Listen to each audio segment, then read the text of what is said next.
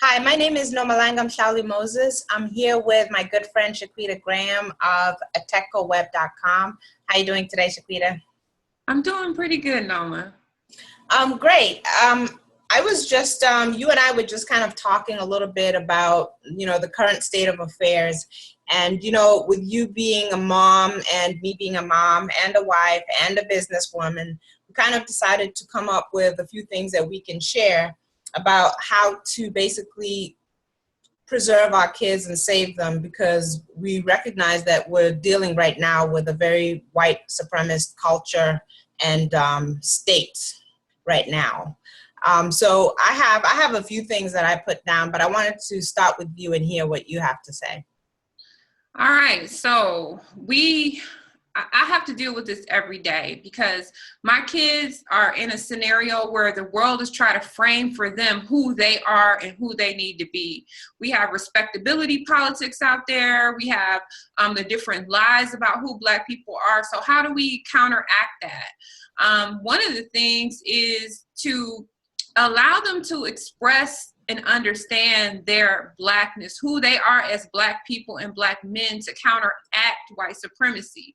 And when you do that, you do have to identify what white supremacy is clearly. Sometimes we try to skirt against that issue, and if we're not clearly identifying who the enemy is, how can our children, we have to prepare them to defeat their enemy. So, and one of the things that we cannot do is shed light on what white supremacy is and how to defeat it, and then tell them that we must depend on white supremacy for our livelihood. So that goes hand in hand with making them capable of being nation builders, independent thinkers, and business owners. Absolutely. You've actually kind of broadly covered the 3 points that I came up with. The three things that I thought about was, number one, their education. The second thing was their financial stability. And then the third thing was their emotional well-being, their mental and mental, physical, emotional health.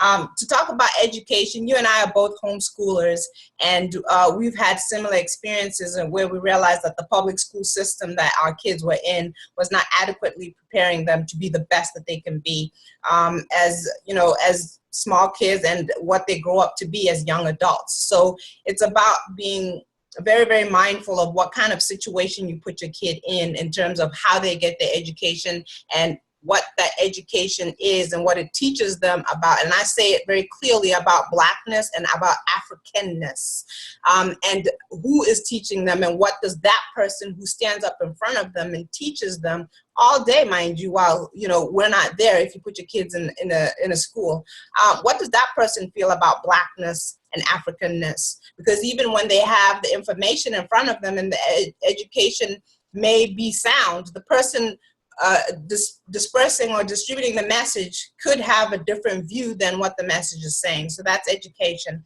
The second thing is financial.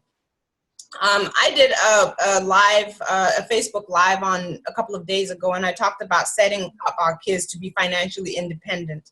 Right. One of the things that I talked about was teach them how to be businessmen and businesswomen. Just like you said, teach them to be builders and teach them while they're young. And again, one of the things that I said when I was doing the Facebook Live was, let them fail now while they have your guidance and while they have the cushion of living with mom and dad. So even if they fail and it all goes wrong, they're learning the lessons. And by the time that other people start building their businesses or start failing, they've already failed a long time ago, and they've learned from their lessons, and they're on to the next phase, which is getting bigger and better. And then the last one is the emotional well-being, which goes hand in hand with the education.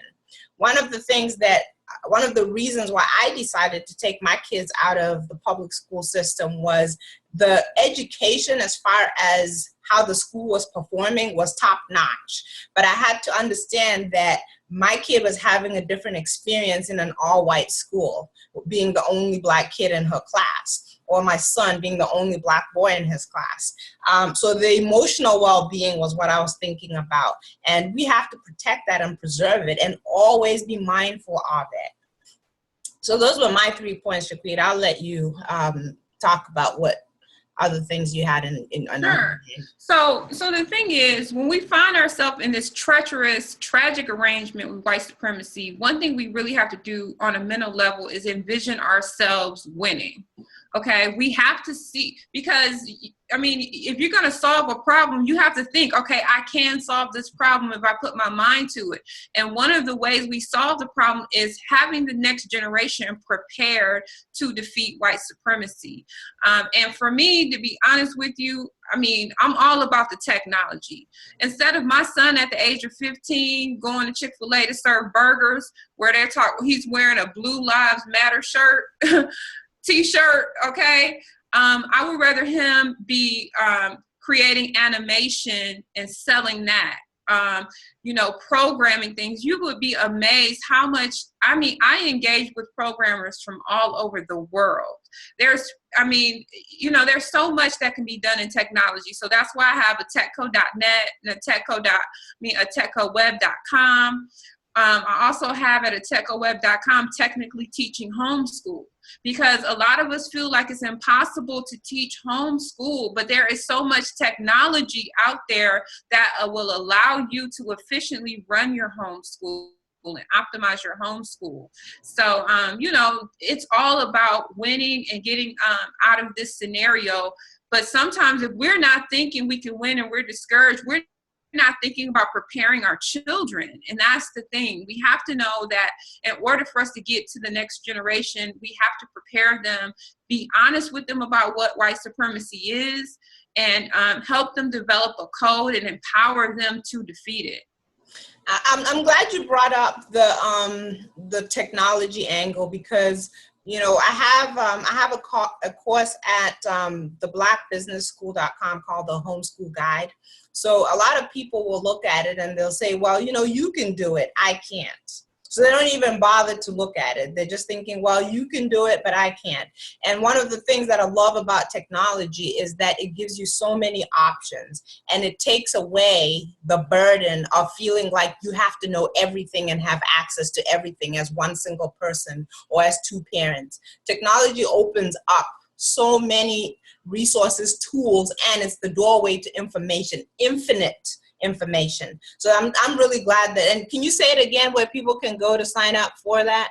It's a techcoweb.com. At techcoweb.com. That's one of the things that I love about what Shaquita is doing, is that it gives people another way to do what we do, and use technology and prepare young people to compete in a world where technology matters, whether you like it or not. Yeah, where a robot can roll up with a bomb and blow you up. These kinds of things can be made.